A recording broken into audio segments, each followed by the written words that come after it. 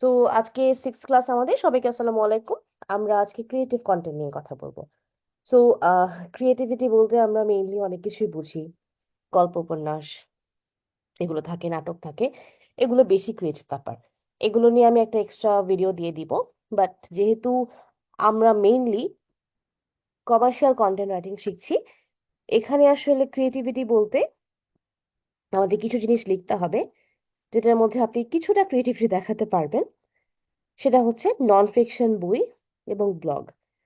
এখন বই বা বুক বলতে আমরা মেইনলি কিন্তু গল্প উপন্যাসই বুঝি, কিন্তু আপনারা একটু খেয়াল করলে বুঝবেন যে রিসেন্ট হয়তো 5-6 বছর ধরে আমাদের বইমেলাগুলোতে এবং সারা মাস জুড়ে নন ফিকশন বই লেখার কিন্তু বেশ চল হয়েছে।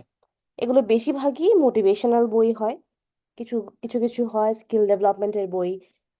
বিভিন্ন ধরনের স্কিল শেখায়, বা যারা যে ফিল্ডে টপ আছে, এক্সপিরিয়েন্স আছে, তারা তাদের সবকিছু শেয়ার করে, স্কিলগুলো শেয়ার করে। সো বাইরে কিন্তু এরকম নন ফিকশন বই প্রচুর বিক্রি হয়, প্রচুর লেখা হয়, এবং এটা অনেক আগে থেকে। আমি 13 বছর ধরে কাজ করছি এবং আমি মোটামুটি 350-র উপর নন ফিকশন বই ক্লায়েন্টদের জন্য লিখে দিয়েছি। এগুলো স্কিল নিয়ে হয়, এগুলো লাইফস্টাইল নিয়ে হয়, ডায়েট নিয়ে হয়, হেলথ নিয়ে হয়, প্যারেন্টিং নিয়ে হয়, সবচেয়ে বেশি হয় মেন্টাল হেলথ নিয়ে। তো এগুলো আসলে কমার্শিয়াল ক্ষেত্রে আমাদের কেন লাগবে? মার্কেটিং এর একটা পার্ট হয়ে গিয়েছে নন ফিকশন বইগুলো। যে কেউ, যে কেউ না, ভালো কেউ অবশ্যই, স্কিলড মানুষজন তাদের কোনো একটা স্কিল শেয়ার করার জন্য, সেল করার জন্য, ব্যবসা করার জন্য, বা সিম্পলি সেই বইটাই সেল করার জন্য এখন অনেক জায়গায় দেখবেন নন ফিকশন বই লিখছে। ইভেন ব্যবসাগুলো যে কাজটা করছে, তাদের যে টপিকে, সেই টপিকের উপর একটা করে বই তারা লিখে হয়তো ক্লায়েন্টদেরকে ফ্রিতে দিয়ে দিচ্ছে, বা সেটা আপনি খুব অল্প দামে কিনতে পারছেন। ইটস লাইক আ সাপ্লিমেন্টারি একটা হেল্প তাদেরকে দিচ্ছে। আমি অনেক ব্যবসা এরকম দেখেছি যে তারা ফার্স্ট একটা বই ডাউনলোড করতে বলে, এবং বইটা পড়ে যদি আপনার মনে হয় যে এই কোম্পানির কাছে আমি হেল্প পাবো, it can be about anything, land consultancy আছে, ডিজিটাল মার্কেটিং আছে, যদি মনে হয় যে এই কোম্পানি যে আমাকে একটা ফ্রি ই বুক দিল, সে আমাকে হেল্প করতে পারবে, বা তাদের কাছে আমি হেল্প পাবো, তারা আমার ব্যবসাটা বুঝবে, তখন তাদেরকে আপনি হায়ার করলেন। সো আমরা যেমন প্যাম্পলেট বিলি করি, আমরা যেমন ফ্রি কনসালটেন্সি দিই, ই বুক গুলো কিন্তু মার্কেটিং একটা টুল হয়ে গিয়েছে। দেয়ারফর এখন ই বুক লেখা জানাও is a big big part of digital marketing বলেন বা ব্যবসা, বিজনেস কন্টেন্ট বলেন, সবকিছুর মধ্যে আপনি ই বুকের একটা জায়গা পাবেন। এবং আমি জাস্ট একটা এক্সাম্পল দিই, আমি এক ক্লায়েন্টের জন্য প্রায় 20টার মতো ইবুক লিখে দিয়েছিলাম। ভদ্রমহিলা ওয়াজ আ পোর্টোরিকান একজন কাউন্সিলর, সাইকিয়াট্রিস্ট ছিল। তো তার আন্ডারে 20টা বই তার ওয়েবসাইটে কিনতে পাওয়া যেত, বা সে তার লং টাইম ক্লায়েন্টদেরকে তার প্রবলেম অনুযায়ী, মেন্টাল হেলথ প্রবলেম অনুযায়ী একটা করে বই উপহার দিত। ইটস জাস্ট একটা তার এক্সট্রা গিফটের মতো ছিল। পাবলিশ করা বই না, আমরা ই বুক সেল করতাম, মানে ই বুক লিখতাম, যেটা ফিজিক্যাল কোনো এক্সিস্টেন্স নেই, সেটা তারা ফ্রিতে একটা করে বইয়ের কপি, কিন্ডেলের কপি বা পিডিএফ দিয়ে দিত, মানুষের পড়ে উপকার হতো। তো এখন রিসেন্টলি বাংলাদেশে বেশ কিছু ব্যবসা এটা স্টার্ট করেছে। আপনারা দেখলে, ফেসবুকে একটু ঘাটাঘাটি করলে দেখবেন যে অনেক কোম্পানি কিন্তু একটা ফ্রি ই বুক আপনাকে ডাউনলোড করতে বলে বা কিনতে বলে অল্প দামে। এগুলো আসলে খুব অল্প দাম হয়, কারণ বেশিরভাগ সময় এটা ই বুক হয়, মানে পিডিএফ হয় বা অন্য কোনো ফরম্যাটে হয়, ফিজিক্যাল কোনো বই হয় না। এবং সেই জন্য এখানে আসলে কোনো খরচ নেই, একবার লিখলেই হয়ে যায়। সো ব্যবসার ক্ষেত্রে এই বইগুলো কাজে লাগে। অ্যান্ড অবশ্যই blog, blogging is a creative sort of work.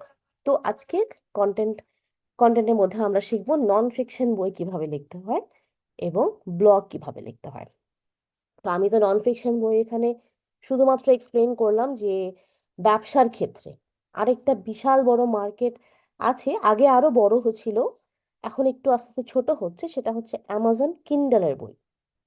এটা amazon.com-এ ওদের ওখানে প্রচুর পরিমাণে কিন্ডেল বই, মানে ebook, non fiction ebook sale হয়। আমি আমার ক্লায়েন্টদের জন্য মেইনলি ওই অ্যামাজনের জন্য বইগুলো লিখতাম, এবং তারা সেটা তাদের নামে বা অন্য কারো নামে amazon.com-এ পাবলিশ করতো। কেউ যদি টপিকটা পছন্দ হতো, নামগুলো পছন্দ হতো, তারা ওই বইটা কিনে নিত। কিনে নিত মানে আসলে ডাউনলোড করতো খুবই অল্প দামে। যেহেতু এগুলো ই বুক, এগুলো কোনো পাবলিকেশন খরচ নেই, এগুলো খুব কমে, লাইক একটা বই $1, $2, $5 এরকম করে সেল করা হয়, যেখানে হয়তো একটা ফিজিক্যাল বই $10-15 মতো হয়। ই বুকের দাম $2 থেকে $3 হয়, কারণ এটা কোনো পাবলিকেশন খরচ নেই। তো অ্যামাজন কিন্ডেলের এই ই বুক ব্যবসাটা একটা বিশাল বড় ব্যবসা। ই বুক নন ফিকশন কিন্ডেল বুকের মধ্যে রেসিপি বই আছে, বাচ্চাদের বই আছে, মেন্টাল হেলথের বই আছে, মেন্টাল হেলথটাই বেশি, হেলথ রিলেটেড আছে। আম সামহাও বাইরের লোকজন কিছু হলে আগে বই কিনে পড়ে মেন্টাল হেলথ। আসলে বাইরে কাউন্সিলিং এর এত বেশি দাম, সে তুলনায় তারা বই কিনে পড়তে পছন্দ করে। দেখা যায় যে কাউন্সিলরকে দেখাতে হলেই তাদের 1 ঘন্টায় $100 মতো দিতে হচ্ছে, একটা বইয়ের দাম $2 বা $3। তো তার আগে বই পড়ে, তারপর দেখি কার সাথে মিল পাচ্ছে, দরকার হলে কাউন্সিলরের কাছে যায় যদি দে ক্যান অ্যাফোর্ড ইট। তো বাইরে এরকম মেন্টাল হেলথের বইয়ের খুব দাম, এই একটা রিজনে। প্লাস প্যারেন্টিং নিয়ে অনেক বই আছে।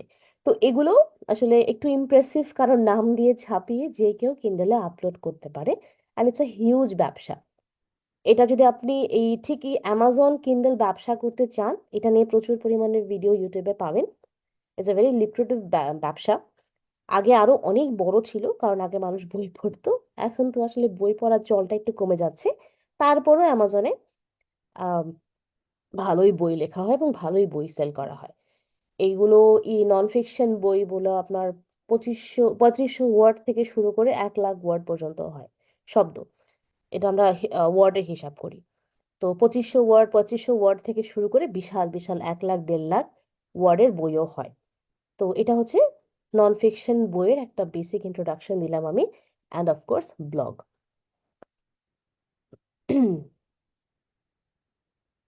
তো যেটা বললাম অ্যামাজন কিন্ডেল ডাইরেক্ট পাবলিশিং, যেটা এটাকে কেডিপি বলে, আপনার জাস্ট অ্যামাজন কেডিপি দিয়ে সার্চ করলে আপনি প্রচুর পরিমাণে রিসোর্স পাবেন।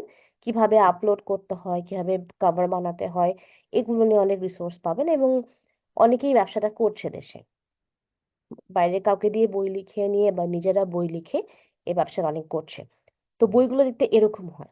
এটা মেনলি কুক বুক হয়, ডায়েট বই হয়, প্যারেন্টিং বই হয়। আমার সবচেয়ে ভালো লাগতো মেন্টাল হেলথের বইগুলো এবং প্যারেন্টিং বইগুলো লিখতে। কয়েকটা স্যাম্পল আমি দিয়ে রেখেছি এখানে, মানে আমি আপনাকে দিয়ে দিব স্যাম্পল গুলো। সো এটা একটা ওয়ে হচ্ছে কেডিপি, মানে নন ফিকশন ইবুক বা নন ফিকশন বই লিখে আর্ন করার একটা বিশাল বড় উপায় হচ্ছে অ্যামাজন কেডিপি থ্রুতে আর্ন করা। লোকালি এখন দেখবেন অনেক এরকম বই সেল হচ্ছে। সো আপনি যদি কোনো টপিকে এক্সপার্ট হন, আপনি যদি কোনো টপিকে এক্সপিরিয়েন্স থেকে থাকে, মানে বই লেখার মতো এক্সপিরিয়েন্স, তাহলে আপনিও ট্রাই করতে পারেন যে আপনি একটা নন ফিকশন বই লিখে সেটা পাবলিশ করবেন।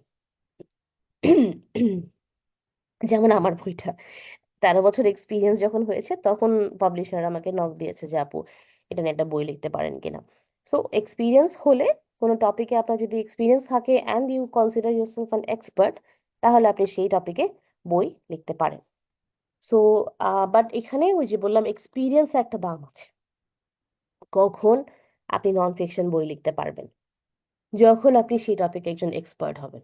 এক্সপার্ট ছাড়া আসলে বই লিখে লাভ নেই, কারণ আপনি একটা টপিকে যতই জানেন না কেন, যদি সেখানে আপনার কোনো এক্সপিরিয়েন্স না থাকে, কিছু নাম ডাক না থাকে, তাহলে আসলে বইটা সফল হওয়ার বা সাকসেসফুলি মানুষের কাছে পৌঁছানোর তেমন চান্স থাকে না।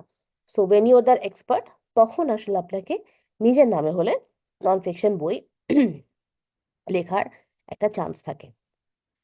সো কিভাবে বুঝবেন আপনি এক্সপার্ট? এটা একটা কথা হলো, আপনি একটা পার্টিকুলার টপিকে আপনার আশেপাশের আর 10 জনের থেকে একটু বেশি জানেন। হতেই পারে আপনি হয়তো, যেটা বললাম প্যারেন্টিং রিলেটেড কোন টপিক হলে আপনি হয়তো বাচ্চাদের নিয়ে অনেকদিন কাজ করেছেন, you are a very experience teacher.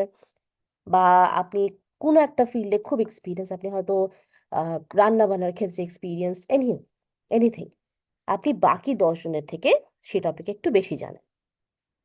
আপনার সেই পার্টিকুলার ফিল্ডে প্রুভেন ট্র্যাক রেকর্ড আছে, যেটা বলে আপনি যদি টিচার হন এবং বাচ্চাদেরকে পড়াশোনা নিয়ে একটা বই লিখতে চান, হয়তো আপনি কোনো ভালো স্কুলে পড়িয়েছেন ভালো ইউনিভার্সিটিতে পড়িয়েছেন এবং সেখানে কয়েকটা অ্যাওয়ার্ড পেয়েছেন বা আপনাকে কয়েকজন খুব ভালো মতো রেকমেন্ড করছে, প্রুভেন ট্র্যাক রেকর্ড থাকা দরকার। টেস্টিমোনিয়ালস, আরো 10 জন বলছে যে না উনি ভালো, উনি ভালো টিচার, উনি ভালো এটা, উনি এই ফিল্ডে ভালো। আপনার কোন একটা রেকগনিশন আছে, আইদার আপনার ক্রেডেনশিয়াল, আপনি কোনো টপিকে পিএইচডি করেছেন বা অনেক পড়াশোনা করেছেন বা ডিগ্রি নিয়ে এসেছেন বা পড়াশোনা করছেন বা পড়াচ্ছেন, এরকম কোনো ক্রেডেনশিয়াল থাকলে ভালো।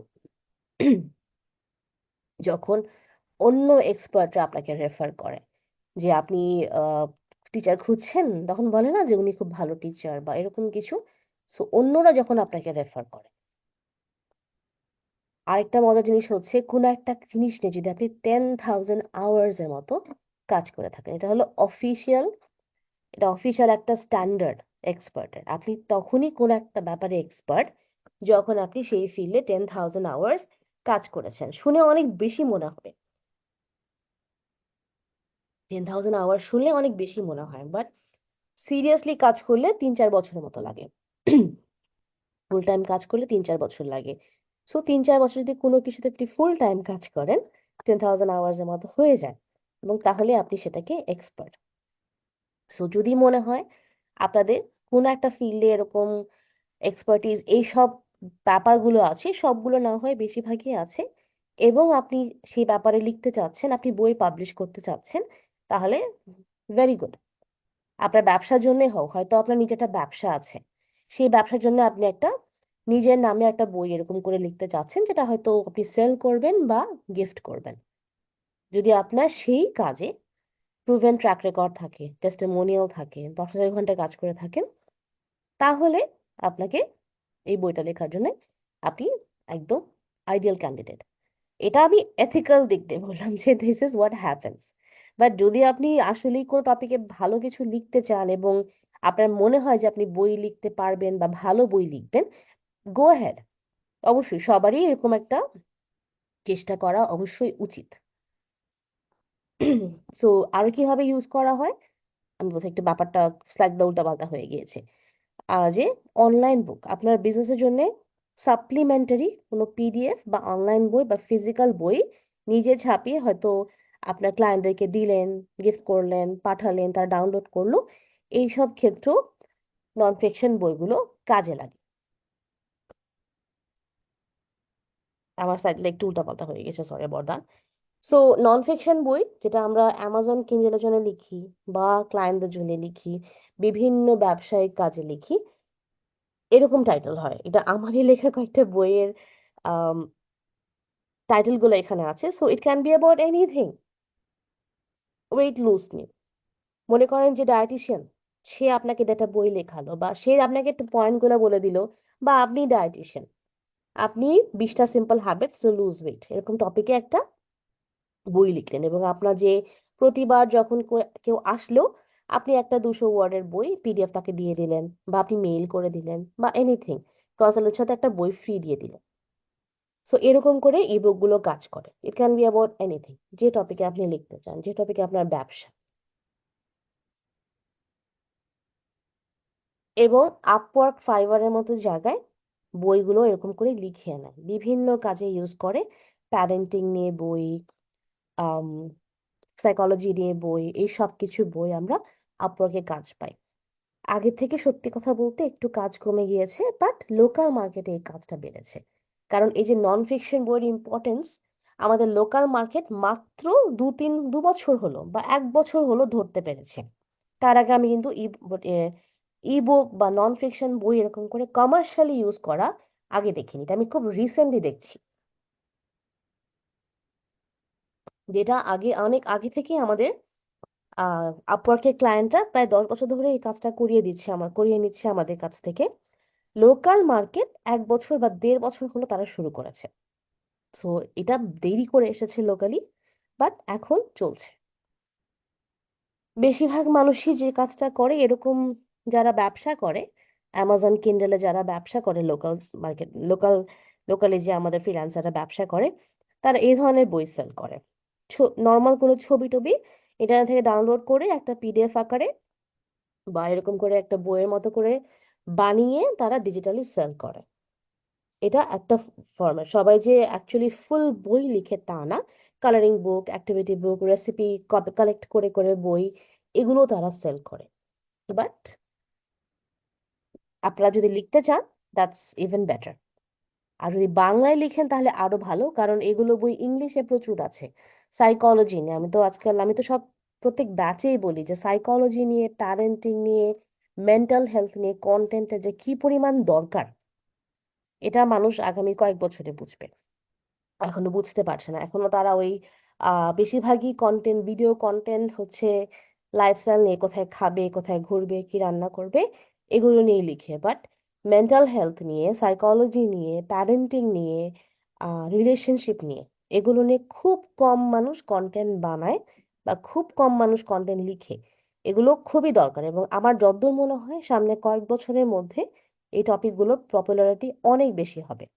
কারণ এগুলো টপ পপুলারিটি আমরা কয়েক বছর আগে ইন্টারন্যাশনাল মার্কেটে দেখে এসেছি, এবং সবকিছুই বাংলাদেশ মার্কেটে কয়েক বছর পরে আসে। যখন ইন্টারন্যাশনাল মার্কেটে মানে একদম টপে গিয়ে নামতে থাকে, তখন সেই জিনিসগুলো লোকাল মার্কেটে আসে। তো সামনের কয়েক বছরে আপনার এই প্যারেন্টিং, রিলেশনশিপ, স্পেশাল চিলড্রেনদেরকে টেক কেয়ার করা, এডিএইচডি, অটিস্টিক বাচ্চাদের টেক কেয়ার করা, এইসব নিয়ে কন্টেন্ট অনেক দরকার হবে। তো আপনারা যদি কেউ এর মধ্যে এক্সপার্ট থাকেন, তাহলে এগুলো নিয়ে এখনই লেখা শুরু করা উচিত। You will be the pioneers of this topic. আর যদি কেডিপি শিখতেই চান, আম, অ্যামাজনে কিন্ডেল বানিয়ে সেল করতে চান, তাহলে একটু ইউটিউবে গিয়ে দেখবেন। প্রচুর পরিমাণে ইউটিউব ভিডিওস আছে, প্রচুর পরিমাণে ইভেন দেশে কোর্সও আছে। কিন্ডেল মাস্টার, তারপর কেডিপি মাস্টার, ইঞ্জিনিয়ার মাস্টার, সবকিছু নিয়ে প্রচুর পরিমাণে কোর্স আছে, এবং ডিটেলসও আছে। তো বইগুলো কেমন হয়? রিলেশনশিপ বই হয়। টপ টপ ফিল হচ্ছে এগুলো রিলেশনশিপ বই। কিভাবে হ্যাপিলি ম্যারিড থাকতে হয়, কিভাবে খারাপ বিয়ে থেকে বের হতে হয়, কিভাবে বুঝবেন আপনার বিয়েতে সমস্যা আছে, হাউ টু বি হ্যাপি টপিকটা নিয়ে যে কতগুলো বই আছে, চিন্তার বাইরে।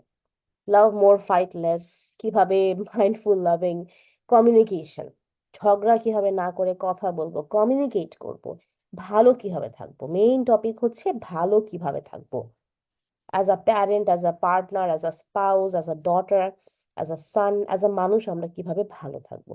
সো রিলেশনশিপ বই অনেক আছে। এটা নিয়ে একটা কথা ছিল, আমি এই বই মেলায় খেয়াল করলাম যে একটা রিলেশনশিপের বই বের হয়েছিল, ফালতুগুলো না, ভালোর মধ্যে বের হয়েছিল। আপনারা খেয়াল করেছেন কিনা জানি না, 10 মিনিট স্কুলের আয়মান সাদিক লিখেছিল, এবং তার ওয়াইফ মিলে লিখেছিল, না সরি সরি, সাকিব বিন রাশিদ লিখেছিল উইথ হিজ ওয়াইফ। তো সবাই খুব হাসাহাসি করেছিল যে এক বছরের বিয়েতে রিলেশনশিপের বই কেন লিখতে হয়। তো আমি যখন খেয়াল মানে দেখলাম যে সবাই খুব হাসাহাসি করছে, অথচ বাইরে অ্যামাজনে যে কি পরিমাণে রিলেশনশিপের বই লেখা হয় এবং সেল হয়, এটা অনেক মানুষ জানে না দেখেই তারা হাসাহাসি করেছে। এবং বইটা প্রচুর সেল হয়েছে, ওরা সেলিব্রিটি দেখে হয়তো মানুষ বেশি কিনেছে। বাট মানুষ এখনো জানে না যে রিলেশনশিপের বই কিন্তু ভালো ডিমান্ড আছে। এই জন্য প্রচুর পরিমাণে ট্রল করা হয়েছে বইটাকে নিয়ে। বাট এগুলো দরকার আছে। রিলেশনশিপ শেখাতে তো কোনো সমস্যা নেই, একটা বই পড়ে একটা জিনিস শিখতে তো কারো কোনো সমস্যা হওয়ার কথা না। তো এগুলো ট্রল করা জিনিস না। তারা যদি একটু অ্যামাজন কিনে গিয়ে দেখতো যে কি পরিমাণ রিলেশনশিপের বই আছে, তাহলে আর হাসাহাসি করতো না। তো ওটাই বললাম যে এতদিন ধরে অ্যামাজনে যেসব চলে এসেছে, এগুলো মাত্র বাংলাদেশে ঢোকা শুরু হয়েছে। সো ট্রাস্ট মি, আগামী কয়েক বছরের মধ্যে সবাই এই ধরনের বই লেখা শুরু করবে, এবং শুরু করা উচিত। প্রেগন্যান্সি বুকস, আমরা একটা বই জানতাম আগে প্রেগন্যান্সিতে, বাচ্চাদের নামের বই, তাই না? বা দেশে বা ইয়াতে, মানে আমাদের লোকালি বাংলা ভাষায় একটাই বই থাকতো, বাচ্চাদের নামের বই। তারপরে ইদানিং আমি দেখছি মানে গর্ভবতী মায়ের পুষ্টি, এগুলো বই এসেছে ডায়েটিশিয়ানরা লিখে। কিন্তু প্রেগনেন্সি বইও অ্যামাজন কিন্ডেলে প্রচুর, কিভাবে এই সময় মেন্টালি ভালো থাকবেন, কি খাবেন কি খাবেন না, কিরকম এক্সারসাইজ করবেন, কিভাবে কি করবেন, ঘর সাজাবেন, বাচ্চার জন্য কি কি কিনবেন, এই সব কিছু নিয়ে প্রেগনেন্সি বই পাওয়া যায়। এগুলো লিখতেও খুব মজা। প্যারেন্টিং বুক, এটাও তো সবাই মনে করে যে প্যারেন্টিং আবার শিখতে কি হবে, আমার বাচ্চা, আমি যা মনে করি তাই করব, আমি যেটা করব সেটাই ভালো হবে। কিন্তু আমাদের জেনারেশন, আমরা এখন কোন জেনারেশন আমি ঠিক শিওর না, আমরা মনে হয় এক্স ওয়াই, আমরা ওয়াই জেনারেশন, জেনারেশন ওয়াই, আমরা মিলেনিয়ালস। সো আমাদের থেকে প্যারেন্টিং নিয়ে ভালো চিন্তা করা শুরু হয়েছে। সো এই বইগুলো সামনে ভালো একটা মার্কেট পাবে যদি সুন্দর করে লেখা হয়। গেল, অনেক জ্ঞান দিলাম। তো এত কিছু যে এখন লিখতে বলছি, এবং আপনারা প্লিজ এগুলো লেখার চেষ্টা করবেন। বই লিখতে ভয় লাগলে ব্লগ দিয়ে শুরু করবেন অন্তত। বাংলাদেশে এই ব্লগগুলোরও ভালো দরকার আছে। সবসময় আসলে কোথায় খাবো, কি রান্না করব, এগুলো চাইতে আরো গুরুগম্ভীর অনেক সিরিয়াস টপিক আছে, প্রেগন্যান্সি, প্যারেন্টিং, মেন্টাল হেলথ, এগুলো নিয়ে লেখা উচিত। মেন্টাল হেলথের মতো টপিকে তো মানুষ কথা বলাই শুরু করেছে 2 বছর বা 3 বছর হলো। তার আগে থেকে স্বীকারই করতো না, এখন তো স্বীকার করে। সো বাংলাদেশ উন্নত হচ্ছে, মেন্টাল হেলথ নিয়ে লেখা শুরু করা উচিত, প্যারেন্টিং নিয়ে লেখা শুরু করা উচিত, এইসব টপিকে লেখা এবং বলা শুরু করা উচিত। সো এখন কিছু প্র্যাকটিক্যাল বা হাতে কলমে করার মতো কাজে আসি। একটা আর্টিকেলের মতোই, এই জন্য আমি আসলে আর্টিকেলের ক্লাসটা আগে নিয়েছি। একটা আর্টিকেলের মতোই আসলে এই বইটা, ইবুক, সরি বুক, আমি খালি ইবুক মাথায় চলে আসে। নন ফিকশন বইয়ের টাইটেলটা অ্যান্ড দ্য সাবটাইটেল, এটা মোটামুটি পুরো বইটাকে এক্সপ্লেন করবে।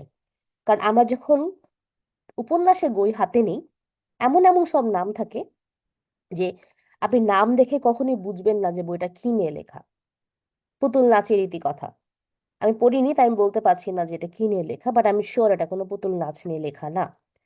সো যখন ক্রিয়েটিভ কিছু লিখবেন, গল্প, উপন্যাস, নাটক লিখবেন, তখন সেখানে আপনার নামের কোনো সমস্যা নেই, আপনি একদম অ্যাবস্ট্রাক্ট নাম দিবেন, আপনি স্বরেও নাম দিয়ে একটা বই লিখে ফেলতে পারবেন। ওটা টপিক হয়তো একদম অন্য কিছু। বাট নন ফিকশন বইয়ের ক্ষেত্রে আপনার ঠিক ব্লগের মতো, আর্টিকেলের মতো, টাইটেল অ্যান্ড সাবটাইটেল এই দুটা মিলে বইটাকে এক্সপ্লেইন করবে। এবং আপনি এক্সাম্পলও কিন্তু তাই দেখবেন। How to B the adult in a relationship, বাচ্চাদের মতো ঝগড়াঝাটি না করে কিভাবে একটা অ্যাডাল্ট রিলেশনশিপ আমরা চালাবো। তারপরে pregnancy, child birth and the newborn complete guide, পুরো বোঝা যাচ্ছে। দ্য মামা natural, pregnancy and child birth, expecting better, how to lose, raising toddler. তারপরে মানে এইগুলো হলো এক্সাম্পল। সো নাম এবং সাবটাইটেল আর্টিকেলের মতোই, এই দুটা দিয়ে পুরোপুরি বইটাকে এক্সপ্লেন করা হবে। এটা আমার একটা ইভেন্ট ম্যানেজমেন্ট কোম্পানির মালিকের জন্য লেখা বই ছিল, সাকসেসফুল ইভেন্ট প্ল্যানার। সে জাস্ট একটা বই দিচ্ছে, অবশ্য সে তো আর, সে নিশ্চয়ই চাচ্ছে না যে আমার মতো অন্য আরেকজন সাকসেসফুল ইভেন্ট প্ল্যানার হয়ে যাক, তো আমার কাজ চলে যাবে। তারপরও সে তার সে হয়তো একটা কোর্স নিত বা শেখাতো, বা তার স্টুডেন্টদেরকে বা ক্লায়েন্টদেরকে সে একটা বই উপহার দিচ্ছে, how to be a successful event planner. Living with a newborn, what to expect the first 6 months of your babies life. এখন প্যারেন্টিং নিয়ে বই বাইরে চলার একটা বিশাল বড় কারণ আছে, ওখানে হেল্প করা তেমন কেউ থাকে না, সত্যি কথা। এখানে যেমন প্রথম 6 মাস আমাদের কিছু চিন্তাই করতে হয় না, পড়ে পড়ে ঘুমাবো, কারণ নানি দাদিরা আছে। আপনার কপাল ভালো থাকলে তারাই বাচ্চা সবকিছু টেক কেয়ার করবে, আপনি শুধু ঘুমাবেন আর খাবেন। আর পোস্টপার্টাম ডিপ্রেশন যদি হয় আমার মতো, তাহলে বসে বসে কাঁদবেন, বাকিরা সব নানি দাদিও করবে। তো বাইরে তো এসব হয় না, তাদের নিজে থেকে সবকিছু করতে হয়, এবং এবং জবেও ফেরত যেতে হয়। সো এই ধরনের বই বাইরে খুব ডিমান্ডিং। কিন্তু আস্তে আস্তে যেহেতু আমরা নিউক্লিয়ার ফ্যামিলি দিকে যাচ্ছি, ফ্যামিলি চেঞ্জ হচ্ছে, দেখা যাবে দেশেও এই ধরনের বই দরকার হবে। প্রথম 6 মাস এগুলো বই বাইরে ইংলিশে অনেক আছে, বাংলাদেশে কেউ লিখেছে কিনা আমার মনে হয় না। সো বাংলায় লেখা দরকার। সার্ভাইভিং ইয়ার টিনেজার্স, আপনাদের যাদের টিনেজার বাচ্চা কাচ্চা আছে তারা বুঝবেন যে এই বইটা কি পরিমাণ দরকার, এবং এটা লেখার সময় আমার যে কি হেল্প হয়েছে আমার ফিউচার চিন্তা করে। আমার বাচ্চা এখন 11 বছর বয়স, টিনেজার খুব সামনে তাড়াতাড়ি হচ্ছে। সো এরকম বই লেখার সময় আমারই অনেক হেল্প হয়েছে, যে আমি সামনে কিভাবে ডিল করবো ব্যাপারটাকে নিয়ে। যাদের টিনেজার আছে তারা এই ধরনের বই যদি ভালো বই পায়, যাদের আপনাদের অলরেডি টিনেজটা পার হয়ে এসেছেন, বাচ্চা কাচ্চা বড় হয়ে গিয়েছে এবং ভালোভাবে মানুষ হয়ে গিয়েছে, তারা যদি একটা বই লিখেন যে আমাদের জন্য, যাদের বাচ্চা এখন টিনেজার হবে বা হয়েছে, আমরা কিছুই বুঝতে পারছি না যে এরকম কেন করছে, তাদের যে কি পরিমাণ হেল্প হবে তারা জানে। যেটা বলছিলাম যে নামটা দিয়েই আসলে বোঝা যাচ্ছে যে এই বইটার মধ্যে কি আছে: surviving your teenagers, positive parenting guide for dealing with teenagers, building strong relationships and nurturing growth. এই বইটার মধ্যে সবগুলো উপায় পাবেন। সো এখন ভিতরের পার্টটা যাই আমরা। নামটা আমরা ঠিক করে ফেললাম, let's focus on the introduction. আমরা ঠিক যেমন আর্টিকেলের বেলায় বলেছিলাম না ইন্ট্রোডাকশনটা কি হবে, we will talk about the topic, but আমরা একটু একটা ব্যাক স্টেপ নেব। ব্যাক স্টেপটা ওই যে আপনাদের প্র্যাকটিসের ব্যাপার, একটু প্র্যাকটিস করলে আমাকে দেখালে আপনি বুঝে যাবেন। তো আমি যখন বই লিখছি, ধরেন যে আমি আমার নামে বইটা লিখছি, আই এম আ প্যারেন্ট, আমি নাম করা প্যারেন্ট, বা আমি মোটামুটি মানুষজন আমাকে চিনে, আমার হয়তো প্যারেন্টিং নিয়ে কোনো ব্লগ আছে, আমি কথাবার্তা বলি, আমার অ্যাজ আ প্যারেন্ট আমাকে মানুষজন চিনে। আমি এখন ঠিক করলাম বই লিখবো। সো বইটা আমি কেন লিখছি, আমি আমার কোন যোগ্যতাটা আছে একটা বই লেখার, তা আবার প্যারেন্টিং নিয়ে। অর মেবি ধরেন আমি চাইল্ড ডেভেলপমেন্ট নিয়ে পড়াশোনা করেছি, আমার আমি একজন রত্নগর্ভা মা অ্যাওয়ার্ড পেয়েছি বা কিছু একটা। অ্যাজ আ প্যারেন্ট আমার কোন যোগ্যতাটা আছে যে আমি একটা প্যারেন্টিং নিয়ে বই লিখবো, যদি এটা আমাকে ইন্ট্রোডাকশনে দেখাতে হবে। সো ইন্ট্রোডাকশন পার্টে আমাদের কি থাকবে, আমরা টপিকটা নিয়ে আলাপ করব, বাট মেইনলি থাকবে হচ্ছে কেন আমি বইটা লিখছি। আমি একজন মা, আমি আমার টিনেজার বাচ্চাকে সার্ভাইভ করে এসেছি, আমার বাচ্চার বয়স এখন 22 হয়ে গিয়েছে, তারা টিনেজটা পার হয়ে এসেছে, ওই সময় যা যা হয়েছে আমি কিভাবে ডিল করেছি, এবং আপনারা যাদের বাচ্চা এখন এই বয়সটাতে আছে আপনাদেরকে হেল্প করার জন্য বইটা আমি লিখছি। ইন্ট্রোডাকশন বেসিক্যালি এই পার্ট। সো আমার নিজের গল্প আমি ইন্ট্রোডাকশনে দিব যে আমি কেন বইটা লিখছি। আমার বাচ্চা যখন টিনেজার ছিল তখন এই করতো সেই করতো, বাসায় রোজদিন ঝগড়া হতো, মেয়ে ছেলের বাবা সমানে ঝগড়া করতো, আমার সাথে মেয়ের কন্টিনিউয়াস লাগতো, যেটা সব ঘরেই হয়। এবং তারপর আমি কিছু একটা করলাম বা কিছু একটা বুঝলাম এবং আমি সব সমস্যার সমাধান করে দিলাম, এবং আমার মনে হলো যে এটা নিয়ে একটা বই লেখা উচিত। এই পার্টটা ইন্ট্রোডাকশন থাকবে, আমার গল্পটা কেন আমি বইটা লিখছি, কারণ বই তো একটা মানুষ লিখছে, বইয়ের পিছনে একটা মানুষের ছবি থাকবে, একটা মানুষের নাম থাকবে, বইয়ের উপরে একটা নাম থাকবে মানুষের, সেই মানুষটার গল্পটা, সে কেন এই বইটা লিখছে। ইন্ট্রোডাকশনের মধ্যে এটা ভেরি খুব পার্সোনাল একটা অ্যাপ্রোচে যেতে হবে, যে আপনার সাথে কিরকম হয়েছে, আপনার বাসাতেও কিরকম অশান্তি লেগে আছে, আপনার টিনেজ বাচ্চা কি কি ভাবছে, কি করছে, কি চাচ্ছে আপনি বুঝতে পারছেন না। তো এরকম একটা জিনিস দিয়ে শুরু করতে হবে যে আপনার বাসায়ও কি টিনেজার বাচ্চা নিয়ে অশান্তি লেগে আছে, সারাক্ষণ ঝগড়া, ওরা এরকম করছে কেন, মুড অফ কেন, আপনি কিছুই বুঝতে পারছেন না। সো আমি এই সময়টা পার করে এসেছি এবং আমি জানি কেন হয়, এবং আমি জানি এটা কিভাবে সামাল দিতে হবে। This is my story. এখন আপনি ফিজিক্যাল বই ছাড়েন, পাবলিশ করেন, অর আপনি অনলাইনে বই পাবলিশ করেন, অর আপনার বই আপনি রকমারিতে দেন বা অন্য কোনো এরকম ই কমার্স সাইটে দেন, ইন্ট্রোডাকশনটা ওরা ফ্রি রাখে। বা প্রথমে আমরা যখন বইমেলায় যাই, একটা বই হাতে নিয়ে উল্টে পাল্টে দেখি, আমরা কিন্তু প্রথম পাতাটা পড়ি, অর্থাৎ আমি ইন্ট্রোডাকশন পার্টটা পড়ি। Sorry. এবং রকমারির মতো জায়গাও কিন্তু ইন্ট্রোডাকশন বা একটা চ্যাপ্টারের ফার্স্ট চ্যাপ্টারটা একটু হালকা করে ফ্রিতে থাকে।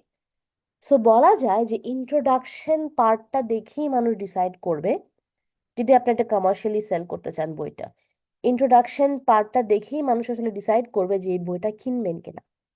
সো আপনার যা ক্রিয়েটিভিটি আছে, যা কনভিন্সিং পাওয়ার আছে, সবকিছু ইন্ট্রোডাকশনের মধ্যে ঢুকিয়ে দেবেন। এই বইটা কার জন্যে, আপনারও কি এরকম হয় কিনা, বা আপনি কিভাবে এই সময়টা পার করে এসেছেন, বা আপনি কি কি শেখাতে পারেন, এই বইয়ে কি কি আছে, সবকিছু আমরা ইন্ট্রোডাকশনে দিয়ে দিব। এক পাতা হোক, 1.5 পাতা হোক, মানে ওই ভূমিকা ভূমিকা পার্টটাতে দিয়ে দিব। এটা গল্প উপন্যাসে লাগে না, গল্প উপন্যাসে না রাইটারের নামেই বই সেল হয়, রাইটার শুধুমাত্র বলে অমুককে আমি উৎসর্গ করলাম বা অমুক চিন্তা থেকে বইটা লিখলাম। কিন্তু নন ফিকশনের ক্ষেত্রে একটু ভূমিকাটা বড় করে দিতে হয়, কারণ আপনি মানুষকে অ্যাডভাইস দিচ্ছেন, কেন দিচ্ছেন, কোন জায়গা থেকে দিচ্ছেন, কোন এক্সপিরিয়েন্স থেকে দিচ্ছেন, কোন যোগ্যতা থেকে দিচ্ছেন, এগুলো অবশ্যই জানাতে হবে। চেষ্টা করবেন মোটামুটি ভাবে মেনশন করতে যে কোন চ্যাপ্টারে বা আগামী 10টা চ্যাপ্টারে কি কি পাবেন। যে এই বইয়ে 5টা চ্যাপ্টারের মধ্যে আপনি পাবেন হয়তো টিনেজারের কোন ইমোশনটা কিভাবে সামাল দিতে হয়, বা টিনেজারের 13 থেকে 14 কিরকম হয়, 15 থেকে 16 কেমন হয়। মানে এভাবে ভাগ করা হয়েছে বইটা। এই বইটাকে আমরা এইভাবে ভাগ করেছি, এখানে এই এই জিনিসগুলো পাবেন এবং এই চ্যাপ্টারে এটা পাবেন। এই বইতে আপনারা কন্টেন্ট রাইটিং শিখবেন। সো আপনি এখানে 4 রকমের কন্টেন্ট রাইটিং শিখবেন এবং প্রত্যেক চ্যাপ্টারে আপনি এই এই জিনিসগুলো পাবেন। সো মোটামুটি একটা আন্দাজ দিতে হয় যে আগামীতে এতগুলো চ্যাপ্টারের মধ্যে আপনি এই এই জিনিসগুলো পাবেন। এবং আর্টিকেলের মতো একটা কথা হচ্ছে, বইটা কার জন্য। বইটা বই লেখার সময় আপনি মোটামুটি একটা টার্গেট সেট করে ফেলেছেন যে এই বইটা কার লাগবে। এগুলো ফিকশনের ক্ষেত্রে লাগে না, ফিকশন সবাই পড়তে পারে। সেম বই হুমায়ুন আহমেদ যেমন 12 বছরের মেয়ে পড়ে, তেমন 80 বছরের বয়স্ক মহিলাও পড়ে। সো ওখানে আপনার কোনো টার্গেট সেট করা নেই। কিন্তু এই যে টিনেজার নিয়ে বইটা কে পড়বে? টিনেজার বাচ্চা কাচ্চার বাপ মারাই পড়বে, আর কেউ না। টিনেজার যাদের বাসায় টিনেজার হচ্ছে, হয়েছে, এখন চলছে বা সামনে হবে, তারাই বইটা পড়বে। সো ওইটা মেনশন করতে হবে এই বইটা কারেন্ট জন্য। এটা হলো introduction. Then we give you a sample. তো এটা আপনার এক্সপিরিটা আমার বই থেকে একটা কোটেশন মেরেছি। সো আপনার গল্প, আপনার এক্সপিরিয়েন্স, আপনি মানে একদম সোজা বাংলায় বলতে আপনার যোগ্যতাটা কি এই বইটা লেখার, কত বছর ধরে পড়েছেন, কত বছর কাজ করছেন, এটাই। বা কেন আপনি এই বইটা লিখতে চাচ্ছেন, আপনার নামে আপনি একটা বই পাবলিশ করবেন। আমি এখন কন্টেন্ট রাইটিং করি, সেটা নিয়ে আমি বই লিখতে পারি কারণ আমার এখানে এক্সপিরিয়েন্স আছে। আমি কালকে একটা প্যারেন্টিং নিয়ে বই লিখে ফেলতে আমি কি বলবো যে আমি এত বছর কন্টেন্ট রাইটিং করেছি দেখে আমি এখন প্যারেন্টিং নিয়ে বই লিখতে পারি? সেখানে আমাকে অন্য কিছু বলতে হবে। সেখানে আমাকে বলতে হবে আমি প্যারেন্টিং নিয়ে কেন বইটা লিখবো। আমি কালকে একটা ডায়েটের বই লিখে ফেললাম, যে আমি আমার যোগ্যতাটা কোথায় ডায়েটের বই লেখার? আমি তো ডাক্তার না, আমি তো ডায়েটিশিয়ান না। আমি যদি ডায়েটিশিয়ান হই, তাহলে আমি বলতে পারি যে আমি গত 10 বছর ধরে প্র্যাকটিস করছি অ্যাজ আ ডায়েটিশিয়ান, এই জন্য আমি বইটা লিখেছি। সো আপনারা হয়তো ভাবতে পারেন যে তাহলে এতগুলো আমি 250 বই কিভাবে লিখলাম। ওটা ক্লায়েন্ট আমাকে ডিটেলস দিয়েছে, অনেক সময় ভয়েস মেমো দিয়েছে, অনেক সময় তাদের কাজের কথা বলেছে, ওদের এক্সপিরিয়েন্স নিয়ে আমি লিখে দিয়েছি। ওটাকে গোস্ট রাইটিং বলে, এখন এঞ্জেল রাইটিং বলে। আমার হাত দিয়ে লেখাগুলো বের হয়েছে, বাট সেটা উনাদের এক্সপিরিয়েন্স থেকে আমি উনাদের হয়ে লিখে দিয়েছি। I am the writer, so আমি লিখতে পারি, but they are not writers.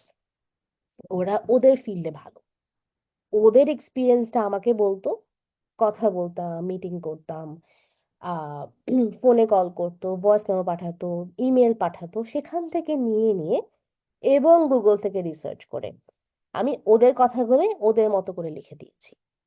এই যে আমাদের সেলিব্রিটিরা যে সবাই বই লিখে, অটোবায়োগ্রাফি, এগুলো খুব কম ক্ষেত্রে অটোবায়োগ্রাফি হয়, এগুলো বায়োগ্রাফি হয়। একজনকে হায়ার করে তারা গল্পগুলো বলে, সে লিখে দেয়। কারণ আপনি একজন ভালো অ্যাক্টর বা অ্যাক্ট্রেস, আপনার লেখার হাতও যে খুব ভালো হবে এটা কিন্তু খুবই রেয়ার কেস। কয়েকজন হয়তো লিখতে পারে। অটোবায়োগ্রাফি খুব কমই হয়, বেশিরভাগই বায়োগ্রাফি হয়। কেউ স্বীকার করে, কেউ করে না। সো এটা এক ধরনের বায়োগ্রাফি লেখা। আমি যে এতগুলো বই লিখেছি এগুলো ওনাদের হয়ে, ওনাদের এক্সপিরিয়েন্স আমি শেয়ার করে লিখেছি। বাট এই যে কন্টেন্ট রাইটিং বইটা, এটা আমার এক্সপিরিয়েন্স, দ্যাটস ওয়াই এটা আমার নামে ছাপা হয়েছে।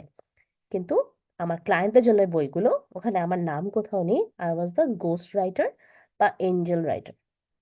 তো ওখানে শুধু ওনাদের নাম ছাপা হয়েছে, কারণ সবকিছু ওনাদের এক্সপিরিয়েন্স, ওনাদের ক্রিডেন্সিয়াল, ওনাদের সবকিছু আমার ক্লায়েন্টের, আমি জাস্ট লিখে দিয়েছি। So make it personal. যখন ক্লায়েন্টের হয়ে বই লিখে, আমি ক্লায়েন্টের হয়ে লিখতাম যে আমি অমুক, আমি তমুক, আমি এত বছর কাজ করছি, আমি এত বছরের সাইকিয়াট্রি কাজ করছি, এই জন্য এই বইটা লিখছি। যেমন এটা আপনারা স্ক্রিনশট নিয়ে একটু পরে পড়ে দেখতে পারেন। এটা আমার এক ক্লায়েন্টের লেখা, আমি লিখেছি, কিন্তু সবকিছু তার। সেকেন্ড প্যারাটা দেখেন, মাই নেম ইজ ইয়াগো প্রেসিসানি। উনি ব্রাজিলের একটা ক্লায়েন্ট। তো মানে তার ছোটবেলার গল্প নিয়ে। He had ADHD. He is our age, মানে 35-36 ইয়ার্স আগে ব্রাজিলে কেউ এডিএইচডি বুঝতো না, এখনো খুব কম মানুষ বোঝে। এডিএইচডির জন্য সে অনেক মার খেয়েছে। বাপ মা মনে করতো যে পড়াশোনা করে না, ছেলে ভালো না। ওই একটা হিন্দি মুভি দেখছি না আমরা, আমির খানে দেখেছিলাম, ওটার মতো বাপ মা বুঝতো না, ভাবতো যে বাচ্চা পথ মানে কথা শুনে না, বেয়াদব। তো এগুলো নিয়ে বড় হয়ে সে এখন এডিএইচডি নিয়ে বই লিখেছে, তার সব কাহিনী নিয়ে। So it's very personal. ইন্ট্রোডাকশনে সে এটা লিখেছে, তার নাম, সে ব্রাজিলে জন্ম হয়েছে, তার বাবা মা সবার টিচার, বাট তার এডিএইচডি হয়েছিল কেউ বুঝতে পারেনি। অনেক মার খেয়েছে, অনেক বকা খেয়েছে। সে যাচ্ছে এখন আজকালকার যুগে যাতে কেউ এটা না বুঝে বাচ্চা কাচ্চাকে টর্চার না করে, এবং সেই জন্যে সে বইটা লিখেছে, যাতে এখনকার বাপ মা এই বইটা পড়ে হলেও একটু বুঝতে পারে যে ছেলে বা তাদের বাচ্চা কিসের মধ্যে দিয়ে যাচ্ছে এবং কিভাবে আসলে ডিল করা উচিত। So it's a very personal বই। বইগুলো কিন্তু পার্সোনালি হয়, আপনি আপনার এক্সপিরিয়েন্স থেকে লিখবেন। আপনি এখন রিলেশনশিপ অ্যাডভাইস দিচ্ছেন, ডায়েট অ্যাডভাইস দিচ্ছেন, যাই হোক না কেন, এটা আপনার যোগ্যতার মধ্যেই পড়ে যে আমি আমার এক্সপিরিয়েন্স থেকে, আমার পড়াশোনা থেকে লিখছি। সো এটুক আমরা ইন্ট্রোডাকশন পার্টে we make it very personal, যে আমি এটা সহ্য করে এসেছি, আমার লাইফে এটা হয়েছে, আমার এটা একটা এক্সপিরিয়েন্স হয়েছে, এই জন্য আমি বইটা লিখছি বাকিদেরকে শেখানোর জন্যে, বা হেল্প করার জন্যে, বা আমার জ্ঞানটা শেয়ার করার জন্যে। আপনারা যে কোনো নন ফিকশন বই খুলে দেখেন, ইন্ট্রোডাকশনে এখন এগুলোই থাকবে।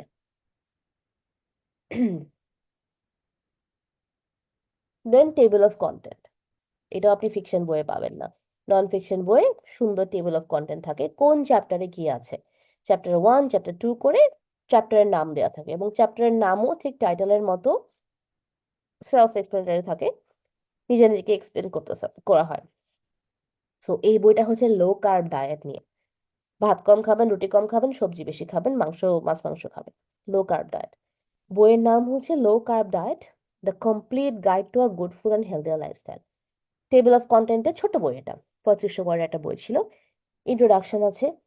চ্যাপ্টার 1 হচ্ছে লো কার্ব ডায়েটের ব্যাকগ্রাউন্ড, লো কার্ব ডায়েটের basics, how to plan a low carb diet, other diets নিয়ে কিছু কথা আছে, এবং কনক্লুশন। ছোট্ট বই, হয়তো $2 সেল হবে।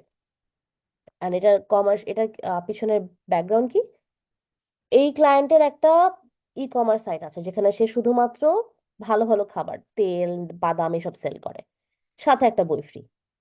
লো কার্ব ডায়েটের জন্য আপনার যে খাবারগুলো লাগবে সেটা সে সেল করছে, এবং সে হয়তো নিউট্রিশনিস্ট, সে তার নাম করে একটা বই ছেড়ে ছেড়ে দিল।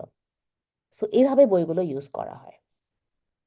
যেটা ছিল যে টেবিল অফ কন্টেন্ট, চ্যাপ্টার 1 এটা, চ্যাপ্টার 2 এটা। আর যখন আপনি বই প্ল্যান করবেন, বই সাজাবেন, চ্যাপ্টারগুলোর নাম ঠিক মতো করলে আপনার বইয়ের লেখা হাফ কাজ শেষ হয়ে যায়। কারণ কত ওয়ার্ডের মধ্যে বইটা হবে, কোন চ্যাপ্টার থাকবে, চ্যাপ্টারে কি থাকবে, এই প্ল্যানিংটা একটা বিশাল বড় ব্যাপার। সো এটা একটু বড় বই। এটা হচ্ছে how to control your bad emotions, emotion কিভাবে কন্ট্রোল করবেন, খারাপ ইমোশন। তো এখানে একটা মাই স্টোরি পার্ট ছিল, এটা কি দিয়েছি আমি? আচ্ছা, ওটা আমি দিইনি। সো মাই স্টোরি পার্টটা খুব মজার ছিল। এই লোকের, এটা কমার্শিয়াল না, এটা সামহাও সে এমনি লিখেছিল কিন্ডেলের জন্য মনে হয়, ইন্ট্রোডাকশন ছিল। মাই স্টোরি পার্টে সে লিখেছিল যে আমি আমি খুব রাগী ছিলাম, হুদাহুদি রাগ দেখাতাম, সবার সাথে রাগ দেখাতাম, চিল্লাচিল্লি করতাম, কিছু হলে আমি চিল্লাচিল্লি করতাম। এরকম করতে করতে আমার গার্লফ্রেন্ড আমাকে ছেড়ে চলে গেল, আমার বস আমাকে চাকরি থেকে বের করে দিল, বাড়ি আর আমাকে বাসা থেকে বের করে দিল, যে তোমাকে আমি রাখবোই না। তারপর আমি বুঝলাম যে এত রাগ ভালো না। তারপর আমি আস্তে আস্তে সবাইকে সরি টরি বলে লাইফটাকে ট্র্যাকে নিয়ে আসছি, কিন্তু আমার রাগ আমার জন্য একটা বিশাল বড় ক্ষতির কারণ হয়ে গিয়েছিল। সেখান থেকে আমি কি শিখলাম, আমি অ্যাঙ্গার ম্যানেজমেন্ট ক্লাসে গেলাম, আমি থেরাপি নিলাম, আমি গ্রুপ থেরাপি নিলাম, এসব করে করে আমি আমার রাগকে ম্যানেজ করেছি।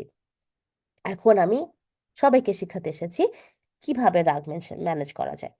শুধু রাগ না, আমাদের যে বেসিক ব্যাড ইমোশনস গুলো আছে সেগুলো কিভাবে ম্যানেজ করা যায়, সেটা নিয়ে আসলে বইটা।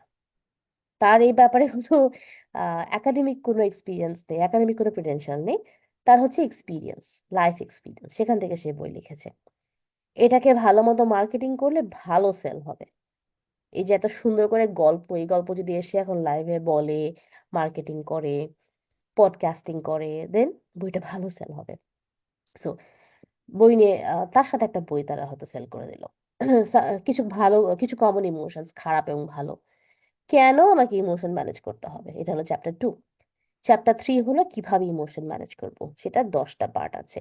10টা খারাপ ইমোশন, রাগ, ফ্রাস্ট্রেশন, স্যাডনেস, অ্যাংজাইটি, এগুলো কিভাবে ম্যানেজ করব। এবং কনক্লুশন, বললাম না যে একটা বইয়ের যদি আপনি টেবিল অফ কন্টেন্টটা ভালো মতো সেট করতে পারেন যে এই চ্যাপ্টারে এই লিখবো, আপনার হাফ কাজ শেষ হয়ে যাবে। আর শুধু ভিতরের কন্টেন্ট গুলো, ঠিক যেমন আর্টিকেলে যদি আপনি হেডিং সাব হেডিং ঠিক মতো সেট করতে পারেন, ভিতরের কন্টেন্ট কিন্তু লেখা যায় ইজি। হেডিং সাব হেডিং এটাই ইম্পর্টেন্ট, ওইটুক পার্টি ইম্পর্টেন্ট করা, ওটা করলে আপনার হাফ লেখা হয়ে গেল, বাকিটা আপনি করতে পারবেন। বইয়ের ক্ষেত্রেও আপনি টেবিল অফ কন্টেন্টটা সেট করে ফেললে আপনার হাফ কাজ হয়ে গিয়েছে, বাকিটা আপনি এখন ওয়ার্ড লিমিট অনুযায়ী বসাতে পারবেন। দেন বইটা হয়ে গেল। বইটা এখন না আপনাকে লিখতে হবে, এখানে আর কিছু বলার আমার নাই। কনক্লুশনে কি থাকবে, ঠিক আর্টিকেলের কনক্লুশনের মধ্যে, থ্যাংক ইউ এতদূর আমার বইটা পড়েছেন, এত কষ্ট করে বইটা পড়েছেন, বইটা শেষ করার জন্য থ্যাংক ইউ। পুরো বইটা, আমরা একটা কনক্লুশন যে কাজটা করি না আর্টিকেলে, পুরো বইটা এক দুই প্যারাগ্রাফের মধ্যে বা এক প্যারাগ্রাফের মধ্যে, একটু বড় যেহেতু হবে বইয়ের কনক্লুশন, শেষ করা। এই বইয়ে আপনি এটা এটা শিখলেন। সো আপনার লাইফে এই প্রবলেম গুলো ছিল। আপনি আগে অনেক রাগ দেখাতেন, আপনি খুব রাগারাগি করতেন, আপনি অনেক ঝামেলা করতেন লাইফে। এখন আমার বইটা পড়ার পরে আপনি জানবেন বেশি রাগ উঠলে কি করতে হবে, রাগ না দিয়ে দেখিয়ে কিভাবে কন্ট্রোল করতে হবে, রাগ কন্ট্রোল করলে আপনার লাইফে কি কি পজিটিভ চেঞ্জ আসবে। অর্থাৎ আমার বইটা পড়ার পরে আপনার লাইফটা ম্যাজিক্যালি কতটা বেটার হয়ে গেল বা হয়ে যাবে, সেটা কনক্লুশনে বলতে হবে। সোজা কথা, আগে আপনার লাইফে অনেক ঝামেলা ছিল, আমার বই পড়ার সঙ্গে সঙ্গে আপনার সব ঝামেলা চলে গেল, আপনার লাইফ এখন সুন্দর হয়ে যাবে। এটাই আমি কনক্লুশনে সুন্দর করে লিখে দিই। এখানেও কিন্তু কনক্লুশন বাদ দেওয়া যাবে না, আর্টিকেলের মতোই কনক্লুশন আপনার লিখতে ইচ্ছা করবে না, কিন্তু কনক্লুশন লিখতে হবে। তো point out how their life in general, এই বইটা পড়ার পর এখন লাইফ কতটা বেটার হয়ে যাবে, অ্যাটলিস্ট এই পার্টিকুলার সিচুয়েশনে। সো নন ফিকশন বই যদি লিখতেই চান নিজের জন্য, পাবলিশ করার জন্য, ক্লায়েন্টের জন্য, একটা বই, এটা হলো খুব মানে জ্ঞানী কথাবার্তা, এথিক্যাল কথাবার্তা। আর্টিকেল আপনি 10টা আর্টিকেল একটা ওয়েবসাইটে উঠাতে পারেন, একটার সাথে একটা লিঙ্ক করে করে আপনি আর্টিকেল লিখতে পারেন। ওয়েবসাইটে তাই করা হয়। একটা আর্টিকেল হয়তো মাস্টার আর্টিকেল থাকে, এখানে 10টা জিনিসের নাম থাকে, ওই 10টা জিনিসকে ছোট করে এক্সপ্লেন করা হয় এবং লিঙ্ক দিয়ে দিয়ে আপনি আরো 10টা আর্টিকেলের কাছে তাকে পাঠাতে পারবেন। এটা হলো ওয়েবসাইটে করা হয়, ব্লগে করা হয়। কিন্তু একটা বই is a complete document. So যে টপিকে বইটা লিখছেন, আপনি যা জানেন সেটা ওখানে দিতে হবে। এটা আপনার একটা মোরালিটি ব্যাপার। আপনি এমন টপিকে যদি লিখেন, টিনেজারের প্যারেন্টিং যেটা ছিল, how to be a parent to a teenager, এই টপিকে আপনি যা যা জানেন সেটা আপনাকে বলতে হবে, আপনি কিছু পেটের মধ্যে রাখতে পারবেন না। আম, অনেকে যেমন ফ্রি ক্লাস দেয় কোর্সে, প্রথম ক্লাসটা ফ্রি দেয়, কিছুই বলে না, সবাই করে, আমি নিজেও করি, কিছুই বলে না, একটু হিন্ট দিয়ে রাখে যাতে আপনি বাকিটা কিনেন। সো বই যখন লিখবেন আপনি স্পেসিফাই করেন আমি অল্পই বলবো, আমি শুধুমাত্র টিনেজারকে নিয়েই বলবো, বাট আমি টিনেজারের যা যা জানি সব বলবো, এখানে আমি পেটের মধ্যে কিছু রাখবো না। হ্যাঁ, আমার যদি সিকুয়াল আসে, আমি পরপর 2টা বই লিখছি, বাকিটা নেক্সট বইয়ে পাবেন। বাট এটা ওই যে বললাম না, মোরালিটির ব্যাপার, এটা এথিক্যাল ব্যাপার, পেটের মধ্যে রাখা যাবে না যে আমি তাহলে আমি ক্লাস নিব বা আমি আরেকটা বই ছাড়বো। যা বলতে চাচ্ছেন, যা জানেন, যা আপনার পক্ষে বলা সম্ভব সব বলে দিবেন, কিছু আটকে রাখবেন। সো বইটাকে মানে এটা, well, বইকে একটা সম্মানের ব্যাপার আছে, বই একটা সম্মানী জিনিস। যা জানেন সেই টপিকে give it to the book, বইটাকে কমপ্লিট করেন। আমি আর্টিকেলের ব্যাপারেও কিন্তু বলেছিলাম বা বলবো, যে ক্লায়েন্ট আপনাকে জাস্ট 1200 ওয়ার্ডের পেমেন্ট করবে দেখে আপনি ইনকমপ্লিট রাখবেন না। আপনি 1300 ওয়ার্ড করেন, আপনি 1400 ওয়ার্ড করেন, বাট আপনি টপিকটা কমপ্লিট করেন, ইনকমপ্লিট রাখবেন না। বইয়ের ব্যাপারও তাই। যা যা আপনি জানেন, আপনার জানার বাইরে হলে ঠিক আছে, ওটা দেওয়ার দরকার নেই, বাট যা যা আপনি সে টপিকে জানেন বইয়ে বইয়ে দিয়ে দেন। এটা বাইরে মানে পেটের মধ্যে রেখে দিবেন না, বইটাকে কমপ্লিট করতে হবে। ফিজিক্যাল বই হলে তো আরো বড় কথা, একবার পাবলিশ হয়ে গেলে হয়ে গেল। পরে যদি আপনার কাছে মনে হয় যে আরেকটা কিছু দিলে ভালো হতে বা আরো কিছু লিখতাম, তখন তো সম্ভব না। ফিজিক্যাল বইয়ের ক্ষেত্রে যেটা পাবলিশ হয়ে গিয়েছে, ইবুক হলে আপডেট করা যায়, ব্লগ হলে আপডেট করা যায়, ফিজিক্যাল বই আপডেট করা খুব কঠিন। সো ইনকমপ্লিট রাখবেন না, বইটা কমপ্লিট করবেন। বইয়ের ক্ষেত্রে, ফিজিক্যাল বই স্পেশালি, পপ কালচার বা ট্রেন্ডিং ইভেন্টস, যেই টপিকটা এখন খুব চলছে, মানুষ হাসাহাসি করছে, একদম লেটেস্ট টপিক কোনটা, I think something about chill, just chill টাইপের একটা কিছু, একটা কথা এখন চলছে, একদম লেটেস্ট, এরকম কিছু আমি বইয়ে রাখবো না। কারণ জাস্ট চিল কথাটা 2 দিন পরে চলে যাবে, তখন আর কেউ মনে রাখবে না, আপনার বইটা থেকে যাবে। So avoid pop culture references, avoid extremely trending events, যেটা হয়তো এই সপ্তাহে চলছে, খুব মানুষ হাসাহাসি করছে, মানুষ শেয়ার করছে, মিম বানাচ্ছে, কিন্তু আগামী সপ্তাহ সবাই ভুলে যাবে। আপনি এই সপ্তাহে বই লিখছেন দেখে আপনি এই টপিকটা এখন বইয়ের মধ্যে ঢুকিয়ে দিলেন, যে এখন এটা সবাই হাসাহাসি করছে, বাট যখন আপনার বই পাবলিশ হবে, যখন আপনার বই পড়বে আজ থেকে 2 মাস, 3 মাস, 2 বছর পরে, তখন মানুষ এটা বুঝবেই না। সো এরকম কোনো টপিক আমরা বইয়ে রাখবো না যেটা 2 মাস পরে অবসোলিট হয়ে যাবে। A book is forever. Do not include something যেটা কয়েক মাসের মধ্যে বা আগামী বছরে ইররেলেভেন্ট হয়ে যাবে। নিজের নামে বই পাবলিশ করার জন্য আপনাকে কিছু একটা দেখাতে হবে যে আপনি কেন এখানে এলিজিবল। আর এলিজিবল যেটা বললাম, শুধুমাত্র আপনাকে যে প্যারেন্টিং এ পিএইচডি করতে হবে তা না। আপনার যদি মনে হয় যে আপনি প্যারেন্টিং নিয়ে অনেক কিছু লিখতে পারেন, আপনি 4টা বাচ্চা মানুষ করেছেন, 4টা বাচ্চা ভালো অবস্থায় আছে, আপনার ব্লগ আছে, আপনাকে মানুষ মানে, বা কিছু একটা এক্সপিরিয়েন্স, এডুকেশন, ডিগ্রি, যে কোনো একটা আপনার আছে, তাহলে সেই ব্যাপারে আপনি বই লিখতে পারেন। কিছু একটা আপনাকে দেখাতে হবে। আমি আমি কালকে উঠে ভাববো আমি মেকআপ নিয়ে বই লিখবো, যেখানে আমি লাস্ট মেকআপ করেছিলাম আমার নিজের বিয়েতে 17 বছর আগে, that doesn't make sense. But কালকে উঠে আমি ভাববো যে আমি মেন্টাল হেলথ নিয়ে লিখতে চাই, কারণ আমি অনেক পড়াশোনা করেছি বা কিছু একটা করেছি বা কোর্স করেছি, তাহলে ঠিক আছে। তো কিছু একটা আপনাকে দেখাতে হবে যে, বা আমার পার্সোনাল এক্সপিরিয়েন্স আছে, আমি হয়তো থেরাপি নিয়েছি, আমি হয়তো কাউন্সিলিং করেছি, তাহলে আমার সেটা নিয়ে লেখার একটা যোগ্যতা আছে।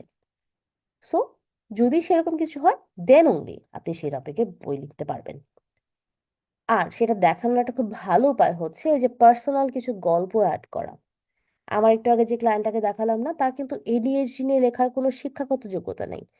হি ইজ আ ব্যালে ড্যান্সার, ব্রাজিলে জন্ম, ছোটবেলায় এডিএইচডি ছিল, পড়াশোনা ঠিক মতো করতে পারেনি, যেহেতু এডিএইচডি একটা বড় একটা বন্ধকতা, সে নাচ শিখেছে এবং হি ইজ আ ব্যালে dancer, is a very well known ব্যালে ড্যান্সার অস্ট্রিয়াতে। তো কিন্তু তার পার্সোনাল এক্সপিরিয়েন্স হচ্ছে ছোটবেলায় এডিএইচডি ছিল। একটা বইকে ভালো বানানোর জন্য এই পার্সোনাল গল্প, personal anecdotes, experiences, problem solving methods, এগুলো খুব ভালো। আপনি যদি কালকে মনে করেন আপনি প্যারেন্টিং নিয়ে বই লিখবেন, আপনার একটা বিশাল বড় যোগ্যতা হচ্ছে আপনার নিজের বাচ্চা কাচ্চা এখন অলরেডি টিনেজার হয়ে গিয়েছে, তাদের কিভাবে প্যারেন্টিং করেছেন, সেগুলো নিয়ে ছোট ছোট গল্প, ছোট ছোট প্রবলেম, সেগুলো কিভাবে সলভ করেছেন, আপনি হয়তো একটা টক্সিক রিলেশনশিপ থেকে বের হয়েছেন, সেটা নিয়ে আপনি লিখতে পারেন। ব্লগ বলেন বা বই বলেন, সবকিছুর ক্ষেত্রে আপনার যে পার্সোনাল এক্সপিরিয়েন্সটা হয়েছে, যা বা আপনার যে পড়াশোনাটা আছে, আপনার যে ডিগ্রিটা আছে, সেখানকার গল্পগুলো বলবেন। মানুষ যখন ট্রাভেল বুকস লেখে, ভ্রমণ কাহিনী, সে কি পাশে পাশে থেকে শুনে এসে লিখে যে অমুক ভাবে গিয়েছিল, ওনারটা আমি লিখছি না, সে নিজেরটা লিখে। এবং ট্রাভেল বুক যদি কেউ পড়েন, ট্রাভেল গল্প যদি কেউ পড়তে পছন্দ করেন, তাহলে দেখবেন ছোট ছোট গল্প থাকে, ওখানে রেস্টুরেন্ট, ওখানে এক ভাইয়ের সাথে দেখা হলো, ওর সাথে গল্প করলাম, উনিও তার লাইফ গল্প গল্প, গল্প বললো, জীবনের গল্প। তো এই ছোটখাটো কাহিনীগুলো থাকে, এগুলো একটা বইকে ডিফারেন্ট বানায়। এবং প্রবলেম সলভিং মেথডস, আমি যে ক্লাসের মাঝখানে মাঝখানে মাঝে মাঝে বলি আমার অমুক ক্লায়েন্টের আহ কাজ ছিল, অমুক ক্লায়েন্টের সাথে এই প্রবলেমটা হয়েছিল, this is how you make something concrete. এই গল্পগুলো যদি আমি বইয়ে করি, এবং বইয়ে করেছিও, তখন সেটা আপনাকে এক্সপার্ট বানাবে। সো যে প্রবলেমগুলো, যে একটা ব্যাপারে এক্সপার্ট বা যে একটা ব্যাপারে এক্সপিরিয়েন্স আছে, শুধুমাত্র সেই মানুষটাই প্রবলেমগুলো জানবে এবং সলিউশনগুলো জানবে, বাইরে থেকে কেউ জানবে না। সো সেই মানুষটাই আপনাকে প্রবলেমও দেখাতে পারবে এবং সলিউশনও দেখাতে পারবে।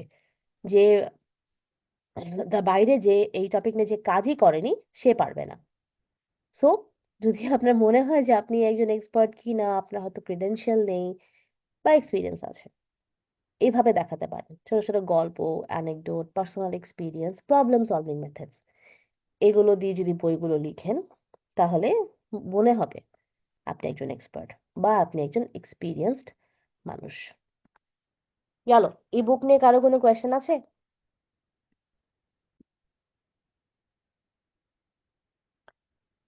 তো এই বুকটা শেষ করলাম আমরা। Let's go for blog. এখন কিভাবে করব? আর্টিকেল লেখা আমরা শিখেছি। আর্টিকেলে যা যা বলেছিলাম সেগুলো এখন একটু রিকল করেন। Introduction, title, body, heading, subheading, conclusion, এগুলো একটু রিকল করতে হবে, কারণ এখন আমরা ব্লগের জন্য আর্টিকেল লিখবো।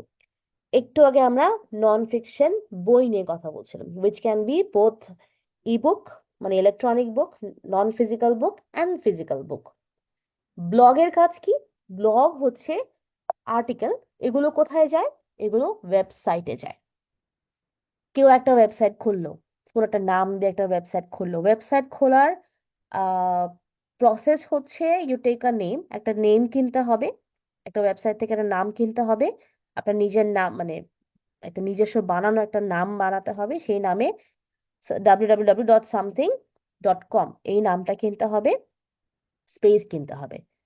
এগুলো কেনার জায়গা আছে। ওয়েবসাইট ডিজাইন করে বানাতে হবে। এটা কোনোটাই আমাদের কাজ না, রাইটারদের কাজ না, এটা করার মানুষ আছে।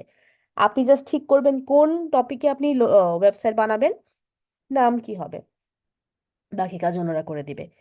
এখন এগুলো হতে পারে ব্লগ ওয়েবসাইট। ব্লগ ওয়েবসাইট মানে হচ্ছে, সরি, এই যে বই যেমন আমরা লিখলাম because we have experience or knowledge in a particular topic, same জিনিসটা এখন আমরা বইয়ের দিকে যাচ্ছি না, বই ভুলে গেলাম। সেম জিনিসটা আমরা এখন ওয়েবসাইটে ব্লগের মাধ্যমে দেখাবো, যে ভাই আমার এই একটা ব্যাপারে অনেক নলেজ আছে, আমার এই একটা ব্যাপারে প্রচুর এক্সপিরিয়েন্স আছে, এটা নিয়ে আমি এখন লিখতে চাই। সো ওয়েবসাইট গুলো বা ব্লগ ওয়েবসাইট গুলো থ্রুতে এখন আমি আমার নলেজ শেয়ার করব। নলেজ শেয়ার করে কি হবে? টাকা তো আমার আসছে না। সো টাকা দেওয়ার জন্য কি করতে হবে? এইসব ওয়েবসাইটে যখন আমি নলেজটা শেয়ার করব আর্টিকেলের মাধ্যমে, পাশাপাশি আমরা গুগল অ্যাডসেন্স করতে পারি। অ্যাডসেন্স এই ওয়ার্ডটা অনেকে শুনেছে। অর্থাৎ আমার আর্টিকেলের পাশে একটা করে অ্যাড দেখা যাবে, সেই অ্যাড থেকে আমি টাকা পাবো। আমার ওয়েবসাইটে কেউ আসলে তারা অ্যাডটা দেখবে, সেখানে আমি টাকা পেতে পারি। আমার আর্টিকেল পড়তে পড়তে কেউ অ্যাডের মধ্যে ক্লিক করতে পারে, তখন আমি টাকা পাবো। আমার ওয়েবসাইটে লেখা পড়তে পড়তে কেউ অ্যাডে ক্লিক করে সেখানে গিয়ে শপিং করলে, তখন আমি টাকা পাবো। Concept same. আমরা যখন টিভিতে নাটক দেখি, মুভি দেখি, মাঝখানে অ্যাড আসে, আমরা বিরক্ত হই, কিন্তু এই অ্যাড গুলাই কিন্তু নাটকের টাকাটা দেয়। সো আমার ওয়েবসাইটের অ্যাড গুলোই কিন্তু আমার এই লেখালেখির পিছনে মেইন চালিকা শক্তি। অ্যাডের জন্য আমি লেখালেখি করছি, যাতে আমি লিখি, আপনি আমার ওয়েবসাইটে আসেন, অ্যাড দেখেন। অর আমার যেটা করতে পারি, আমার ওয়েবসাইটে ব্লগ আর্টিকেল গুলো it's just a supplementary information. আমার মেইন টার্গেট হচ্ছে আমার কোনো একটা প্রোডাক্ট, এই যে বইটা আমার প্রোডাক্ট হতে পারে, বা আমার কোনো কোর্স, বা আমার কোনো জিনিস, আমার কোনো খাবার, এনিথিং সেল করা।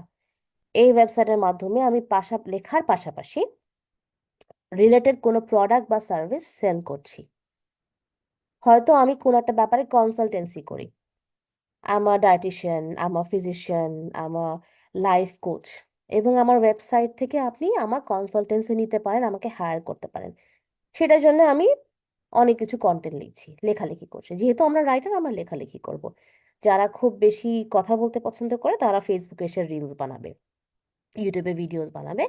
কাজ একটাই, আপনি আমার কনসালটেন্সি নেন, আমাকে হায়ার করেন। সো এগুলোও করা যায় এভাবে। আসলে মেইন টার্গেট তো আমাদের আর্ন করা। আর আমি আমার পোর্টফোলিও ওয়েবসাইট বা ব্লগ ওয়েবসাইটের মাঝখান দিয়ে বলতে পারি, হায়ার মি, আমাকে কাজ দেন। এইভাবে আসলে ব্লগ থেকে আর্ন করা যায়। শুধু শুধু কেউ ব্লগ লিখে রাখে না। ব্লগ লেখার পিছনে মানুষের আর্নিং এর একটা টেন্ডেন্সি বা একটা থাকে। তো এক হতে পারে শুধুমাত্র কোনো ইনফরমেশন দিচ্ছে, গল্প শেয়ার করছে। যেমন এই ওয়েবসাইটটা লেখা স্টাইল খুব ভালো ছিল, আমি মাঝে মাঝে ফলো করতাম। প্যারেন্টিং নিয়ে, this woman, she is a single mother. সে তার টক্সিক রিলেশনশিপ নিয়ে লিখতো, তার বাচ্চা এডিএইচডি আছে সেটা নিয়ে লিখতো। সো তার মেইন থিম হচ্ছে how to survive as a single mother with a ADHD child, বা প্যারেন্টিং নিয়ে লিখতো। এটা হলো তার একটা ওয়েবসাইট, আমার নামটা ঠিক মনে পড়ছে না, বাট তার মেইন টপিক ছিল, থিম ছিল এটা, যে single mom living with a ADHD child. এরকমই কিছু হয় যেগুলো আমরা অ্যাফিলিয়েটের দিকে যাচ্ছি, যে ডেকোরেশন নিয়ে, জিনিসপত্র নিয়ে। আমার হয়তো একটা দোকান আছে ফিজিক্যাল বা অনলাইন, সেখানে আমি চাদর সেল করি, হোম ডেকোর সেল করি, আহ হাতে কাজ করা জিনিস সেল করি, সাথে আমি কিছু আর্টিকেল লিখছি, যেখানে অ্যাড প্লেস করা যায়। এই যে এটা হলো গাছের একটা ওয়েবসাইট, যে যে ক্লায়েন্টের কাজ আমি করতাম, গাছ নিয়ে লিখতাম, সেখানে পাশে একটা করে যে অ্যাড, গ্রামালির এটা হলো অ্যাড। তো যখন আমি এই ক্লায়েন্টের ওয়েবসাইটে ঢুকলাম গাছ নিয়ে পড়ার জন্য, আমি দেখলাম গ্রামালির অ্যাড। আমার মনে হলো যে গ্রামালিকে ট্রাই করে দেখবো, দেখে আমি তখন এটা অ্যাডে ক্লিক করলাম এবং আমাকে গ্রামালিতে নিয়ে গেল। গ্রামালিতে আমি একটা অ্যাকাউন্ট খুললাম এবং একটা পেমেন্ট করলাম। সো যেহেতু এই ওয়েবসাইটে এসে এর অ্যাড দেখে আমি গ্রামালিতে গিয়ে একটা পারচেস করেছি, এই ওয়েবসাইটের মালিক একটা অ্যামাউন্ট পাবে। সো আপনারা এখন দুনিয়ার যে কোনো ওয়েবসাইটে যান, এই লা রিভ বলেন, চাল ডাল, এগুলো কিন্তু একটা করে অ্যাড দেখতে পাবেন, হাতিল অ্যাড দিয়ে বসে আছে। এটা একটা ডায়েটের ডায়েটের ইয়া ডায়েট ফুড বা রেসিপির একটা ওয়েবসাইট, সেখানে হাতিলের একটা অ্যাড দেখতে পাচ্ছি। আপনার যদি মনে হয় এটা দেখে যে হাতিলের ফার্নিচার কেনা যায় কিনা, বা হাতে টাকা আছে, একটা ছোটখাটো কিছু কিনে ফেলে কিনা, আপনি অ্যাডে ক্লিক করলে ওরা টাকাটা পাবে। সিম, হাতিল, চাল ডাল, অনেক কিছু এরকম এখন দেখবে। এগুলো হচ্ছে অ্যাড প্লেস করা। আর যেটা করতে পারেন, এটা আমার website, you can join my courses. আমার ওয়েবসাইটে ব্লগ আছে, আমার আমার লেখা ব্লগ আছে, আপনাদের লেখা ব্লগ আছে।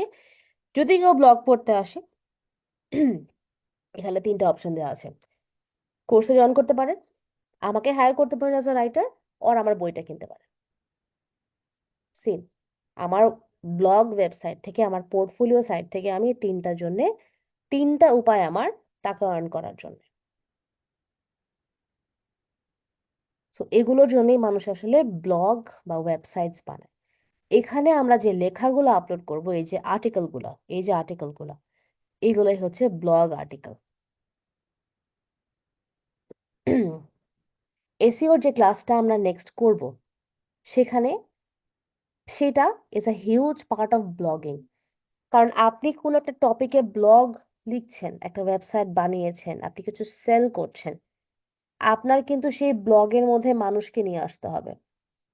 এখন আপনি কি ছাদে উঠে মাইকিং করবেন যে এটা আমার ব্লগ, আসেন, বা নাকি আপনার ব্লগে শুধুমাত্র আপনিই ঢুকবেন, বা আশেপাশে দু একজন মানুষজন ঢুকবে, বা আপনার চেনা লোকজন ঢুকবে? আপনাকে করতে যেটা হবে সেটা হচ্ছে অর্গানিক্যালি লোকজনকে আপনার ব্লগে নিয়ে আসতে হবে। কারণ blogging is your way of earning. মানুষ ব্লগিং করে প্রচুর আর্ন করে, আগে আরো করতো, এখনো করে আই গেস, নাহলে ব্লগিং তো চলছে। সো সেটার জন্য যেটা করতে হয়, এসইও, সার্চ ইঞ্জিন অপটিমাইজেশন, যেটা ডিটেলস আমরা পরে যাচ্ছি, মানে নেক্সট ক্লাসে যাব। এসইও মানে হচ্ছে আপনার ব্লগ আর্টিকেলগুলোতে এমন ভাবে কিছু পার্টিকুলার কিওয়ার্ড সেট করা যাতে মানুষ আপনাকে গুগলে খুঁজে পায়। এটা নিয়ে আর বেশি না বলি, জাস্ট মাথায় রাখতে হবে, এসইও মানুষ করে ব্লগিং এর জন্য, মানে যাতে মানুষ আপনাকে গুগলে খুঁজে পায়। SEO is a huge part of blog, huge. যেখানে আপনি চাচ্ছেন মানুষ আপনাকে খুঁজে বের করবে, আপনার নামে না, আপনার টপিক দিয়ে খুঁজে বের করবে। আমার নামে আমাকে কয়জন খুঁজে বের করবে দরকার নেই, কিন্তু যারা যারা কন্টেন্ট রাইটিং এ আগ্রহী বাংলাদেশে, তারা যেন গুগলে গিয়ে content writing courses Dhaka search করলে আমাকে খুঁজে পায়, সেটা আমাকে ব্যবস্থা করতে হবে, and that's SEO. So SEO is a huge part of blogging. Every single article একটা ব্লগে, একটা এভরি সিঙ্গেল আর্টিকেল একটা ব্লগ ওয়েবসাইট হবে, সরি, একটা ব্লগ ওয়েবসাইটে প্রত্যেকটা আর্টিকেল হবে এসইও অপটিমাইজড, যাতে আমাকে গুগলে, ফেসবুকে, লিঙ্কডইনে সব জায়গায় খুঁজে বের করা হয়, খুঁজে বের করা যায়। সো এসইও নিয়ে নেক্সট কথা বলবো। একটা ব্লগ, মানে একটা blog website, it has to be niche specific, very important. আমি নিজেকে মানে সব কাজের কাজই মনে করি, জ্যাক অফ অল ট্রেডস। আমি মনে করি আমি সব পারি। আমি প্যারেন্টিংও পারি, আমি কন্টেন্ট রাইটিংও পারি, আমি রান্নাও পারি, আমি মেকআপও পারি, আমি সব পারি। সব পারা মানুষকে কেউ পছন্দ করে না, সত্যি কথা। আপনার যেটা করতে হবে, আপনাকে একটা জিনিস সবচেয়ে ভালো পারতে হবে। আমি যদি কোর্সে এসে বলতাম যে আমার কাছে কোনটা শিখবেন বলে, আমি সব পারি, আমি গ্রাফিক ডিজাইন পারি, আমি ডিজিটাল মার্কেটিং পারি, আমি কন্টেন্ট রাইটিং পারি, আমি এসইও পারি, সব পারি, কোনটা শিখবেন, আপনি কখনোই আমার উপর ভরসা পাবেন না। কারণ সব কেউ পারে না, আর সব যদি কেউ পারে সে অল্প অল্প পারে। অতিমাত্রায় জিনিয়াস আইনস্টাইন না হলে সবকিছু একটা মানুষ ভালো মতো পারে না। ব্লগের ক্ষেত্রে যদি আপনি বলেন যে সরি, যদি আপনি আপনার ব্লগে সব কিছু নিয়ে লিখেন, তার মানে এটাই যে আপনি কোনো কিছুতে এক্সপার্ট না। আর ব্লগে যখন আমরা লিখবো, তখন যেই টপিকে আমরা এক্সপার্ট, সেই টপিকে লিখবো, এর বাইরে কিছু না।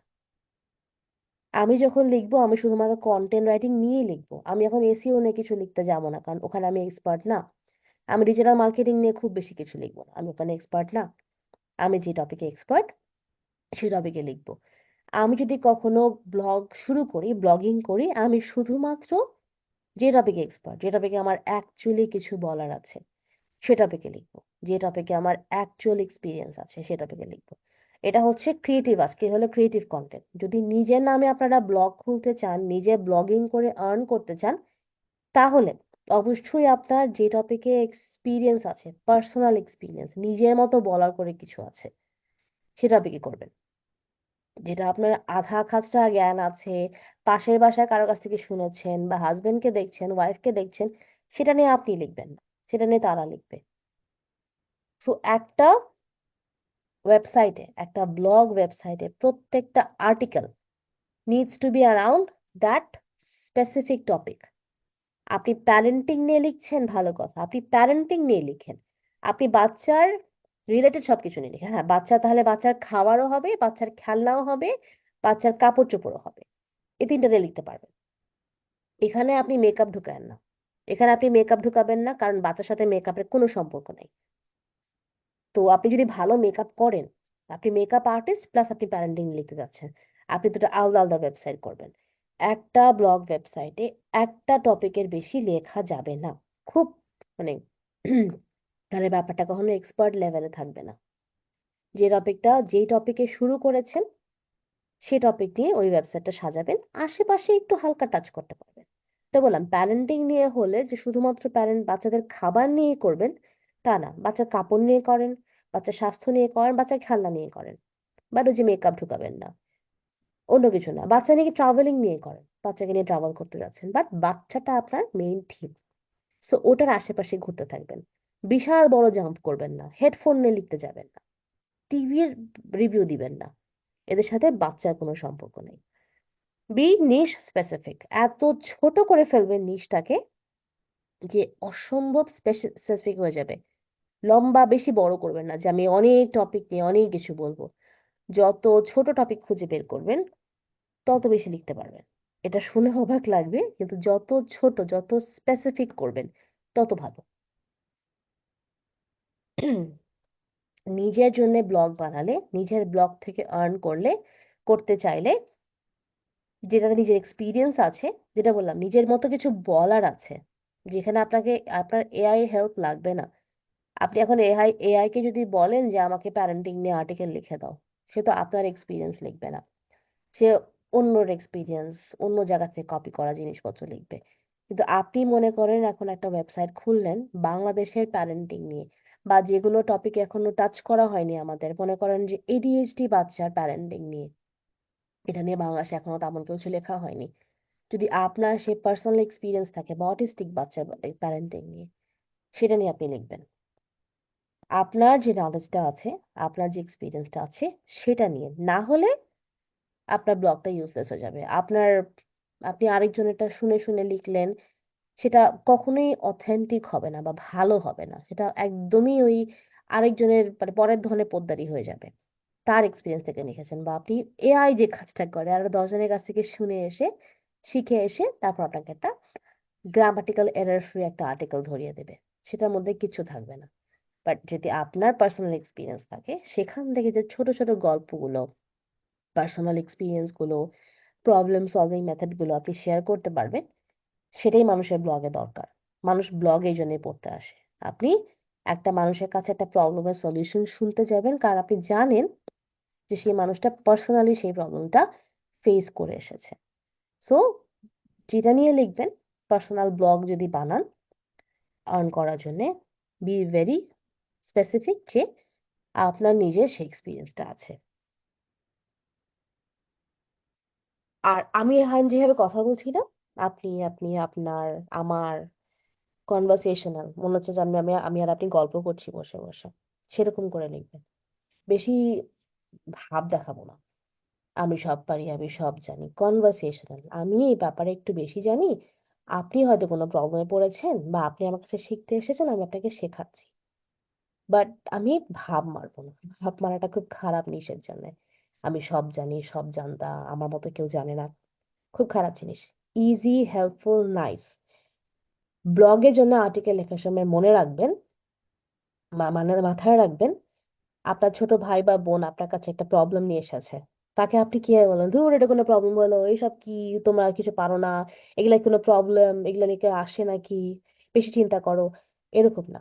আপনার ছোট ভাই বোন আপনার কাছে একটা প্রবলেম নিয়ে এসেছে, চাকরির সমস্যা, হাজবেন্ডের সাথে সমস্যা, ওয়াইফের সাথে সমস্যা, আপনি সুন্দর করে যেমন বোঝাবেন না, আপনার ব্লগের অডিয়েন্সদের আপনি সেভাবে বোঝাবেন, এগুলো হয়, এগুলো আমাদের সাথেও হয়েছে, আমরা পার হয়ে এসেছি, আমরা শিখেছি, তোমাকে শেখাচ্ছি, এরকম করবা না, ওরকম করবা, এরকম করা ভালো না।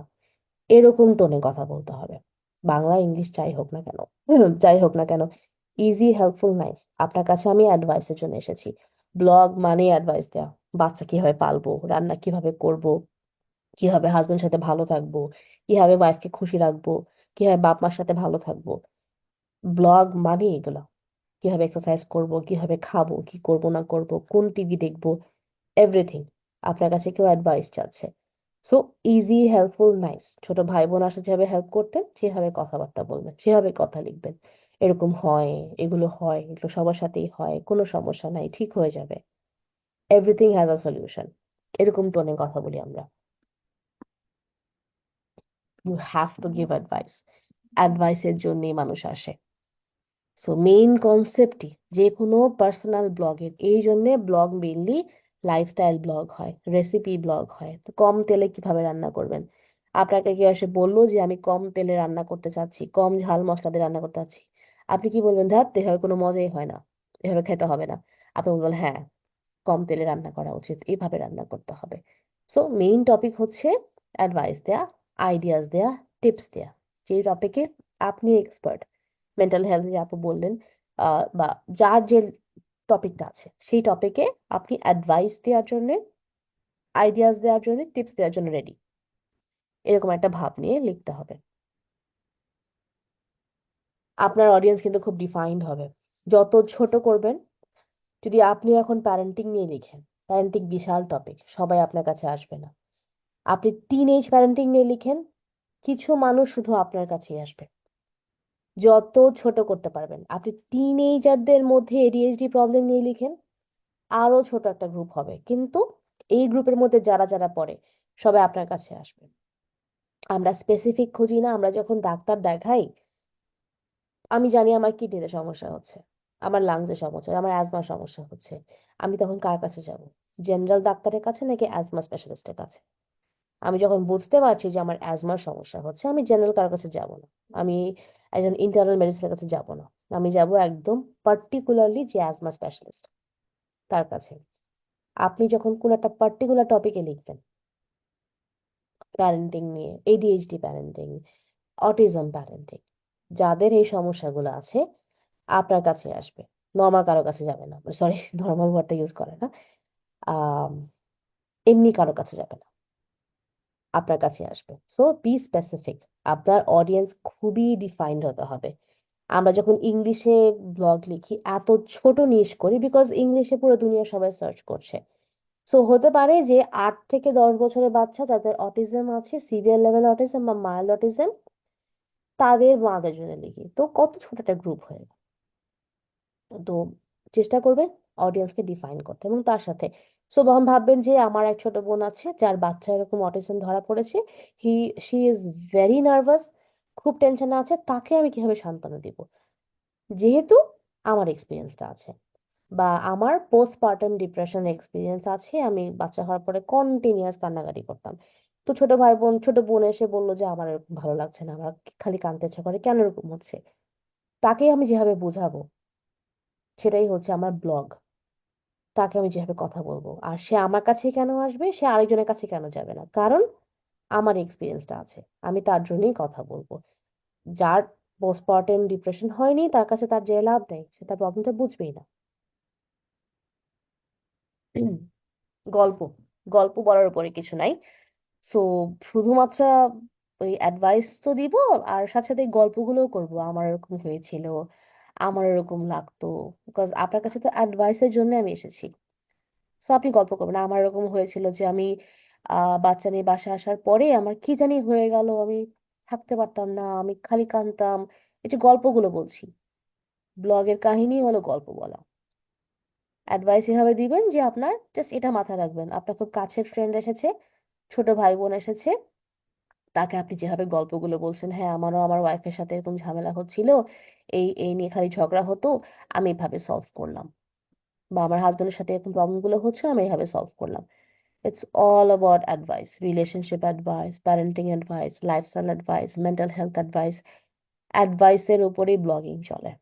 যা যা এখন খুঁজে দেখেন অটিস্টিক প্যারেন্টিং অ্যাডভাইস, সব ধরনের জিনিস খালি অ্যাডভাইসই হয়।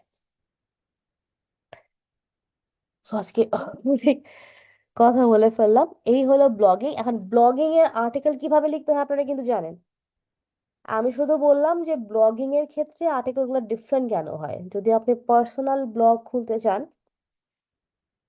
অ্যাড প্লেস করে আর্ন করতে চান, তাহলে আপনাকে এই কয়টা জিনিস, এই কয়টা 6টা জিনিস মাথায় রেখে আর্টিকেল গুলো লিখতে হবে। আর্টিকেল লেখা আপনি জানেন, কারণ আমি আর্টিকেল লেখা গত ক্লাসে শিখিয়ে দিয়েছি। এর উপর বেস করে তো আপনি এখন টাইটেল জেনারেট করাও আমরা জানি, কারণ চ্যাট জিপিটি ইউজ করে আমরা টাইটেল বানিয়ে ফেলেছি।